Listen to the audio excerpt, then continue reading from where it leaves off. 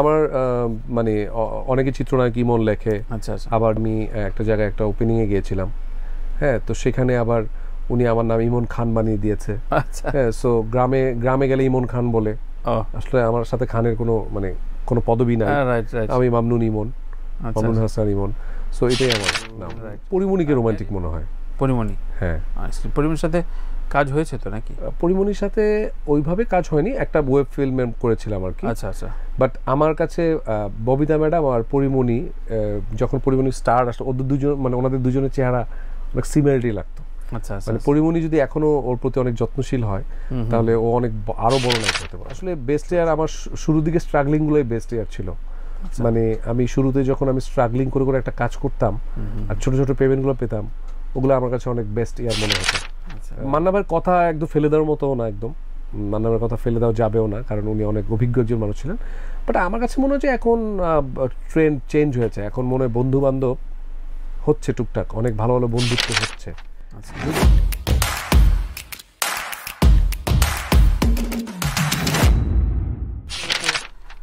তারক অতিথি আমাকে দুটো প্রশ্ন করেন, ইমন ইটস ইয়োর টার্ন, আমার নাম তানভীর তারেক, যে কোনো দুটো প্রশ্ন করতে পারো। আসলে মানে যারা রেগুলার উপস্থাপনা করে তাদেরকে প্রশ্ন করা খুবই ডিফিকাল্ট, সো আমি ডিফিকাল্টিজের মধ্যে যেতে চাই না। বাট আমার জানার ইচ্ছা আর কি, যে বাংলাদেশে তো আসলে অনেকেই উপস্থাপনা করছেন এখন, আমাদের ভাই ব্রাদার সবাই করছেন। বাট আমি তানভীর ভাইকে জানতে চাই যে এত স্পন্টিনিয়াসলি, এত ওই যে 1.5 ঘন্টা কিভাবে পার হয়ে গেল বুঝলামই না। আচ্ছা, আপনি এটার জন্য কি হোমওয়ার্ক করেন? না আমার কোনো এত স্পন্টে মজা লাগছে, আড্ডা মারতে মজা লাগছে। Thank you. এই স্পন্টেনিয়াস হোমওয়ার্ক কি? এটা প্রায় অনেকে বলে, আমি মাঝে মাঝে বিশ্বাসও করি না, হয়তো কেউ আমাকে মানে ভদ্রতা খাতিরে বলে কিনা, কিন্তু আমার আসলে হোমওয়ার্কটা, ধরো বাসায় কেউ আসলে আড্ডা, আচ্ছা ও আসবে, একটু নোট করে রাখি, এভাবে তো আসলে আড্ডাটা হয় না। কিন্তু অ্যাটলিস্ট একটা লাইন লেন্থ, যে আমি ইমনকে অনেকদিন পর দেখছি, এর আগে আমরা ওই টপিকে আলোচনা করছি, এই বিষয়গুলো জমেছে যেগুলো আমার জানার আগ্রহ। আচ্ছা, যেটা অনেকদিন পর এমনি ক্যামেরার বাইরে দেখা হলেও তোমার সাথে আলাপ করতাম। তখন কি মানে লিখে রাখা হয় যে আজকে আমি ওর সাথে এগুলো নিয়ে? কিউ পয়েন্ট লিখে রাখা হয় না, আমি আগে এক সময় লিখে রাখতাম, কিন্তু কথায় বেরিয়ে আসে। কিন্তু আমি হয়তো কিউ পয়েন্ট লিখে রাখার অনেক আড্ডা হয়েছে, এটাই মেধা আসলে। আড্ডা হয়েছে, কিউ পয়েন্টে আর যায়নি, কথায় অন্যদিকে চলে গেছে। আড্ডাটা আসলে মুড সুইং করে, হ্যাঁ, তুমি কোন মুডে আছো, কিভাবে রিপ্লাই দিচ্ছ, তোমাকে বলা হলো প্রেমের সম্পর্কে, তুমি হট করে একটু অফ হয়ে গেল, আমি তখন একটু সুইং করার চেষ্টা করব। ওকে, এটাই আসলে মানে আমি মানে বিব্রত বোধ না করে কিভাবে মানুষের কাছ থেকে সুন্দরভাবে। হ্যাঁ, আমি কোয়ারিগুলো সবগুলো নিয়েছি, কিন্তু ডেফিনেটলি আমরা সবকিছুই পার্টিসিপেট করেছি। আর সেকেন্ড, যাক আমি অ্যানসার পেলাম। আর সেকেন্ড কোশ্চেন হচ্ছে যে আপনাকে অনেক দিন ধরে মানে ফিল্মের গানে দেখছি না, বা দেখছি না বলতে আপনি ফিল্মে গান ডেফিনেটলি করেছেন, আমরা একসাথে একটা ছবি করেছি। আমি প্রায় সব মিলে 9টা ছবি কাজ করেছি, অনেক দিন পাচ্ছি না। লাস্ট আনরিলিজ আছে আফজাল ভাইয়ের প্রথম পরিচালিত, আফজাল হোসেনের। আচ্ছা, ওখানে আমি দুটো গানের মিউজিক করেছি ফিল্মের। আফজাল ভাই কিন্তু আমার গুরু। হ্যাঁ, আফজাল ভাই তো আমাদের অনেকের গুরু। আফজাল ভাই, সো আমার খুব মানে আমি খুব লাকি যে উনি আমাকে খুব, আমি ওনার হাত ধরে এসেছি মডেলিং এ। সো ওই ছবিটা রিলিজ পাবে, ওটার অপেক্ষায় রয়েছি। আর একটা ছবির কাজ করেছি শৌকত নাসিরের, ওটাও আসবে। কিন্তু মানে সাইড পার্ট হচ্ছে ন্যাশনাল অ্যাওয়ার্ড পাওয়ার পরে নোমাপা ফাহমিদা নবী আমাকে কথা বলছিলেন যে এই যে তুই ন্যাশনাল পাইলি না, দেখবি তোর কাজ কমে যাবে। কেন এটা হয়? এটা মানে এটা তার অভিজ্ঞতা থেকে বলছিল। মানে অবশ্যই তুলনার তো প্রশ্নই আসে না, আমাদের লেজেন্ড মাহমুদ বিন নবী। তো যখন পুরস্কারের বিষয়গুলো ওই সময় ওই আমল থেকেও পুরস্কারের বিষয় যখন আসে, তখন মানে সাবকনশিয়াস মাইন্ডে প্রডিউসার বা পরিচালক বা আশপাশের যে আওয়াজ তোলা মানুষগুলো থাকে, তো পাইছে, ঠিক আছে না। সো ওই জায়গায় আমার কিন্তু ক্ষুধা প্রচুর, মানে আমি কিন্তু এমন না ডোর টু ডোর নকও করি, এটা বোঝা যায়। কিন্তু আমি মিউজিকের কাজটা করতে, কিন্তু খুব সত্য কথা, অকপটভাবেই স্বীকার করলাম যে ন্যাশনাল মানে মিউজিক কম্পোজার হিসেবে ন্যাশনাল পাওয়ার পরে আমার কাজ কমে গেছে। মানে অনেক কাজ কথা হয়েছে, পরবর্তীতে ছুটে গেছে, ঠিক আছে। তো ন্যাশনাল পাওয়ার পরে কি বেছে বেছে কাজ না না, আমার বেছে আমি তো সব কাজ, আমি মিউজিকের সব ধরনের কাজ করতে চাই, কিন্তু ছুটে গেছে কাজ। বুঝতে পারছি। এটা ফিল্মি পলিটিক্স বলতে পারো, এনিথিং বলতে পারো, কিন্তু এটা হয়েছে, এটা তো মানে ফিল্মে হয় আসলে, ফিল্মে হয়। সো এটা ঘটেছে, কিন্তু আমি থেমে থাকিনি, মানে না ওই যে মানে যুদ্ধে দৌড়াতে হবে আর কি, করে যেতে চাই। Thank you. আমার কোশ্চেন অলরেডি শেষ। Thank you. ইমন, তোমার অফিশিয়াল বা পাসপোর্ট নেম তো এটাই নাকি? মামনুন ইমন। হ্যাঁ। এবং তোমার টাইটেল ইয়েতেও যায়, কার্ডেও মামুন ইমন যায়? মামনুন ইমন। হ্যাঁ। নাকি চিত্রনায়ক ইমন যায়? আমার মানে অনেকে চিত্রনায়ক ইমন লেখে। আচ্ছা আচ্ছা। আবার যেমন গতকাল আমি একটা জায়গায় একটা ওপেনিংয়ে গিয়েছিলাম, হ্যাঁ, তো সেখানে আবার উনি আমার নাম ইমন খান বানিয়ে দিয়েছে। আচ্ছা। হ্যাঁ, সো গ্রামে গেলে ইমন খান বলে। আসলে আমার সাথে খানের কোনো পদবি নাই, আমি মামনুন ইমন, মামনুন হাসান ইমন। সো এটাই আমার নাম। রাইট। ক্যারিয়ারে কোন ছবিটা তুমি একেবারে মানে থাকে না সবচেয়ে কম মানে পারিশ্রমিকে করে দিয়েছো, প্রোডাকশনটা বাঁচাতে বা ভালোবাসার খাতিরে? আমি আমাদের যে এডিটর তৌহিদ ভাই, হ্যাঁ, তৌহিদ ভাইয়ের কাছ থেকে উনি বললো যে ওটা ফিল্ম বানাবো। তৌহিদ ভাই আমাদের বাংলাদেশের অনেক বড় একজন এডিটর, এবং উনি, আপনি চিনেন কিনা আমি জানি না, তৌহিদ হোসেন চৌধুরী। তো উনি অলমোস্ট সাকিব ভাই বলেন, আমি বলেন, আর XYZ বলেন, সবার ছবির এডিটিং সে করতো। মানে সে এত ব্যস্ত, সব হিট ছবি তার অনেক তৌহিদ ভাইয়ের হাতে অনেক ছবি ছিল ওই সময়টাতে। তো উনি বললো যে আমি একটা ছবি বানাবো তোমাকে নিয়ে, তুমি আমাকে একটা ছবি করে দাও, সো পেমেন্ট আমি তোমাকে একটা খুশি হয়ে দিয়ে দিব। আচ্ছা আচ্ছা। আমি বললাম যে তৌহিদ ভাই আমার তো শিডিউল, বা তুমি গ্যাপেই দিও, সমস্যা নেই, বাট একটা ছবি করবো। আমি বললাম যে ঠিক আছে করেন। তো ওই তৌহিদ ভাইয়ের জন্য আমি একটা ছবিটা হয়েছিল, রিলিজ হয়েছিল। হ্যাঁ, ছবিটা রিলিজ পেয়েছিল, এবং ওনার জায়গা থেকে উনি খুব স্যাটিসফাইড ছিল সবকিছু মিলে আর কি। আমি বললাম ঠিক আছে আপনি করেন, সমস্যা নেই। বাহ বাহ। ইমন, বাংলাদেশে তোমার প্রজন্মের এবং তোমার আগের প্রজন্মের দুইজন রোমান্টিক হিরোইন তোমার দৃষ্টিতে? রোমান্টিক হিরোইন কে মোস্ট রোমান্টিক? আমার ববিতা আপাকে অনেক বেশি রোমান্টিক মনে হতো আর কি।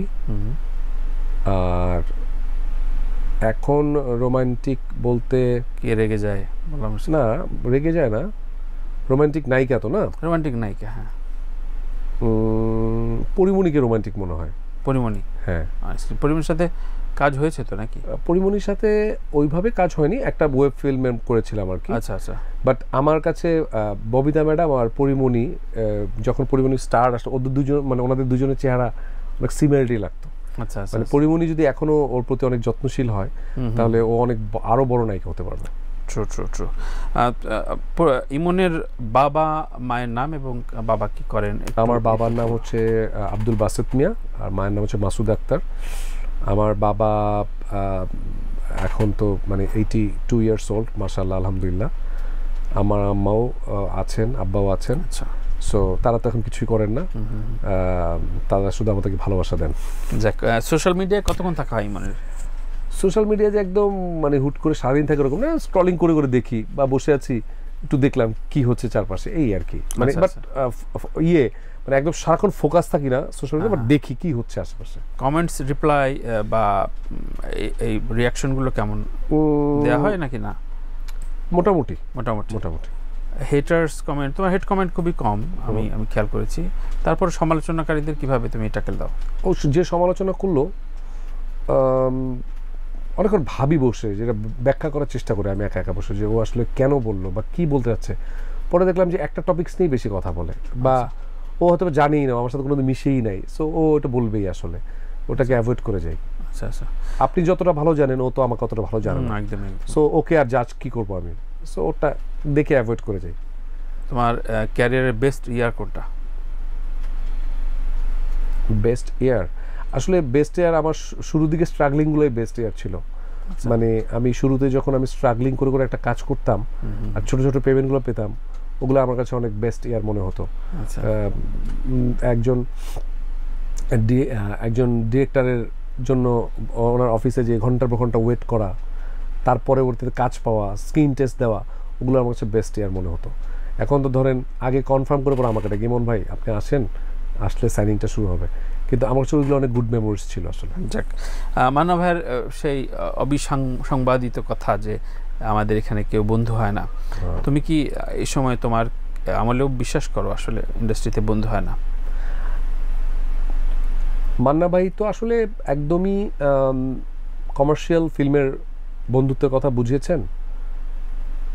মান্না ভাইয়ের কথা একদম ফেলে দেওয়ার মতো না, একদম মান্না ভাইয়ের কথা ফেলে দেওয়া যাবেও না, কারণ উনি অনেক অভিজ্ঞ একজন মানুষ ছিলেন। বাট আমার কাছে মনে হচ্ছে এখন ট্রেন্ড চেঞ্জ হয়েছে, এখন মনে হয় বন্ধু বান্ধব হচ্ছে টুকটাক, অনেক ভালো ভালো বন্ধুত্ব হচ্ছে। যদিও সেটা কতটুকু বন্ধুত্বপূর্ণ সম্পর্কগুলো সামনে এগিয়ে যাবে ভবিষ্যৎ বলতে পারবে, বাট এখন মনে হয় যে একটু ট্রেন্ড চেঞ্জ হয়েছে এই ক্ষেত্রে। আচ্ছা, কোনো অপছন্দের মানুষ কোনো পার্টিতে বা কোনো আলোচনায় থাকলে তুমি কি বেশ হেসে হেসে কথা বলো, নাকি বুঝতে দাও যে তোমাকে আমি পছন্দ করি না? তোমার অ্যাটিটিউড? আমি কাউকে অপছন্দ করলে না, এটা অপোজিট মানুষটা বুঝে যায়, মানে আমি অ্যাক্টিং করতে পারি না একদমই। আচ্ছা, বা অপছন্দ বুঝতে গেলে আমি ওইখান থেকে হয়তো খুব বেশিক্ষণ থাকি না, চলে আসছি ওখান থেকে। আচ্ছা, সে দরকার কি, ও থাকুক, আমি যাই গিয়ে। ইন এভারেজ কতগুলো প্রেমের অফার ফিরিয়েছে ইমন? মানে প্রেমের অফার মানে প্রেম করতে চাইছে ধরো, মানে এই বা তোমাকে প্রশংসা করছে, তোমাকে ইনবক্স করছে। আমাকে অনেক প্রশংসা করেছে, আমাকে সেই প্রশংসাটা প্রেমের আকুতি আছে, আরে ইনবক্সে অনেক, এত অজস্র বলবো না, মানে করে আর কি, করে ঠিকঠাক। এর মধ্যে সবচেয়ে ক্রেজি ট্যাকেলটা কেমন ছিল? ক্রেজি ট্যাকেল ছিল যে একবার আমি নটরডেম কলেজে একবার এক নাট্যর এক ইয়েতে আমাকে প্রধান অতিথি হিসেবে নিয়ে গেছিল। তো ওইখানে কেউ একজন আমাকে আমার মানে সব মানে জমিয়েছে আর কি, আমার শুরু থেকে ওই সব পর্যন্ত যত ছবি যতটা সব মানে ইয়ে করা কাগজের মধ্যে, একদম এত মোটা বই হয়ে গেছিল। তারপরে আমাকে সে মানে এত ক্রেজি আমি তো দেখিনি কখনো আসলে, যে এত পছন্দ করে আমাকে। তো আমাকে কয়েকবার ফোনও দিয়েছে, আমি কয়েকবার কথাও বলেছি, ম্যাক্সিমাম 2 থেকে 3 বার কথা বলেছি হয়তো, বা ভাই কেমন আছেন, ভালো আছি। তো 2-3 বার পরে সে হঠাৎ করে একদিন আমাকে প্রস্তাব দিয়ে বসলো প্রেমের, যে আমি যদি ওকে আমি প্রস্তাবে রাজি নই তাহলে সে বিষ খেয়ে মরে যাবে। আমি বললাম যে তারপর থেকে আমি ব্লক করে দিয়েছি ফোনটা। সো এটা একটা ক্রেজি থিং মনে হয়, অবশ্যই মানে ওভার ফোন কথা হচ্ছিল। হ্যাঁ। সো ইউজুয়ালি কোন তারিখটা তুমি জীবনে ভুলো না বা ভুলতে চাইলেও ভুলতে পারো না? তোমার জীবনের স্মরণীয় দিন কোনটা, মানে কি কারণে? আমার জীবনে আমি এসে কখনো ভাবিনি যে আমার কোনটা স্মরণীয় দিন আসলে, কোনো স্পেসিফিক কোনো দিন বা কোনো কিছু নাই তোমার আসলে? মানে অনেক মানে দিন আসলে ওইভাবে লিখেই রাখি না আসলে। আসলে এটা একটা মানে আজকের পরে ভাববো আমি আমার স্পেশাল ডে কোনগুলো। ঘটনা বলো যে জীবনে এই ঘটনাটা আমার বাকবদল হয়েছে, আমি রেডিক্যাল। আমার হ্যাঁ, আমি বলি যে প্রথম যখন বাংলা লিংকের যখন বিজ্ঞাপন হয়েছে, হ্যাঁ, তো আমার মনে আছে প্রথম বিজ্ঞাপনটাতে অমিতাভ ভাই আমাকে ডেকেছিলেন ওনার অফিসে মিটিং করার জন্য। কিন্তু প্রথম বিজ্ঞাপনে আমি আসলে বাংলা লিংকের ওই বিজ্ঞাপনটা প্রথম বিজ্ঞাপনে পরে আমাকে মানে নেওয়া হয়নি আর কি, করতে পারিনি আর কি। কারণ আমার সাথে তখন ওই বিজ্ঞাপনে আবার মোনালিসা তখন স্টার অবস্থায় ছিল। তখন মোনালিসার সাথে হয়তো কোনো কারণে ব্যাটে বলে মিলেনি। ওরা চেয়েছিল আমি মোনালিসা একসাথে থাকলে এটা আমাকে দিয়ে করবে। তো যেহেতু ও করেনি, আমাকেও নেয়নি। পরে দেখলাম যে ওই 3 ইয়ার নীরব করলো, তো বিজ্ঞাপনটা সুপার হিট হয়েছে এবং আমি যতবার দেখলাম খালি এইভাবে তাকায় দেখলাম, এটা তোমার কাছে ছিল, যদি রাজি হতো আমি তাহলে করতে পারতাম, মানে এরকম একটা। তারপরে কিছুদিন পরেই ফারুক ভাই আমাকে একটা বিজ্ঞাপন নিল, আচ্ছা, এবং ওইটা একটু মানে ফানি টাইপের। ওইটার পরে দেশ 3 আমাকে নিল। তখন ওরা আমাকে স্টোরিটা বললো বাংলাদেশ থেকে যে আমরা তোমাকে এইভাবে প্ল্যান করেছিলাম। ওইটা আবার অমিতাভ ভাইয়ের সাথেই, তো ওইটা আমার কাছে অনেক best memories still now. Amitabh ভাইয়ের সাথে ওই মুহূর্তে কাজ করাটা অনেক বিশাল ব্যাপার ছিল আমার কাছে। আমি ওনাকে অনেক রেসপেক্ট করি, বিকজ উনি বিজ্ঞাপনের একটা মানে ট্রেন্ডই আসলে চেঞ্জ করে দিয়েছে, ডাইনামিক্সটা চেঞ্জ করে দিয়েছে অমিতাভ ভাই। হ্যাঁ, রাইট। তোমার সবচেয়ে আকর্ষণীয় গেস্টার কোনটা, যেটি সম্পর্কে সবচেয়ে বেশি প্রশংসা পাও?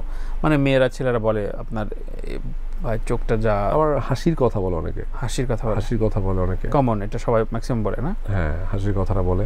আচ্ছা আচ্ছা আচ্ছা। আর মানে কোন একটা জায়গায় আড্ডা মারতে গেলে যারা আমার খুব কাছের বন্ধু তাদের সাথে অনেক ফান টান করি, মানে ইনস্ট্যান্ট হিউমার যেগুলো, তো ওগুলো ওরা খুব এনজয় করে। আচ্ছা আচ্ছা।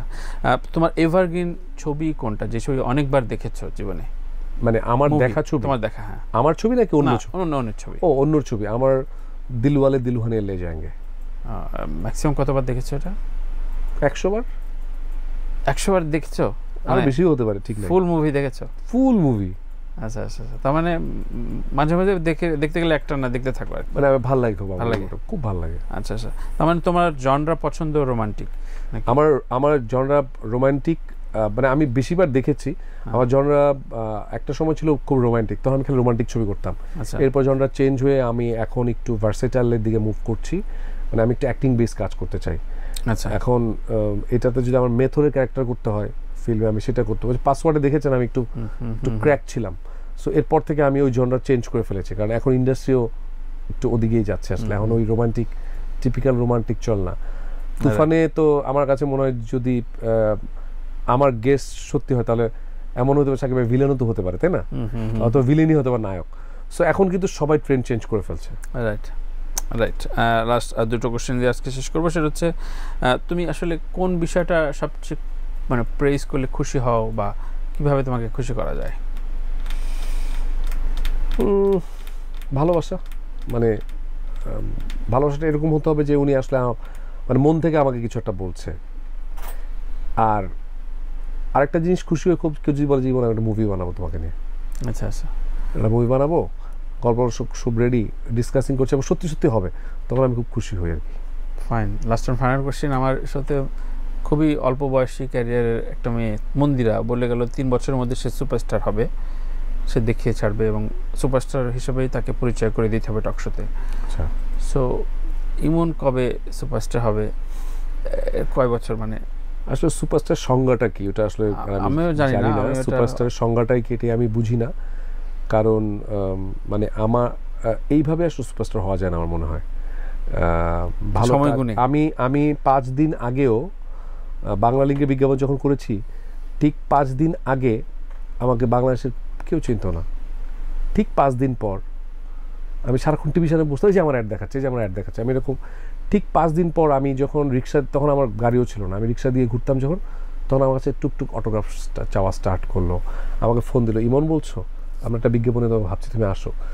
সো এটা আসলে গড গিফটেড, আর এটা হচ্ছে ভালো কাজ, এটা অটো হয়ে যাবে, এটা আসলে নিজে বলে সুপারস্টার হয় না, আমার মনে হয় না হয়। Thank you. This is me Tanvir, Apurba, Raihan, আমাদের টিম কেমন লাগলো আড্ডা দিয়ে বলো। মানে আসলে এই টিমটা আমার বরাবরই খুব পছন্দের টিম, এবং এই টিম যখন আমাকে একদিন আগেও বলে যে আমি কালকে করতে চাই, তখন আমি স্বাচ্ছন্দ্যে বলি যে আমি কালকে কখন আসতে হবে। সো ভালোবাসা আসলে এইখানে এই টিমের প্রতি, এবং এই শোটা আমার খুবই পছন্দের শো। আই হোপ যে এটা আমার মতো সব আর্টিস্টেরই খুব পছন্দের একটা শো, আর যেখানে তানভীর তারেক থাকবে সেখানে শো মাস্ট গো অন।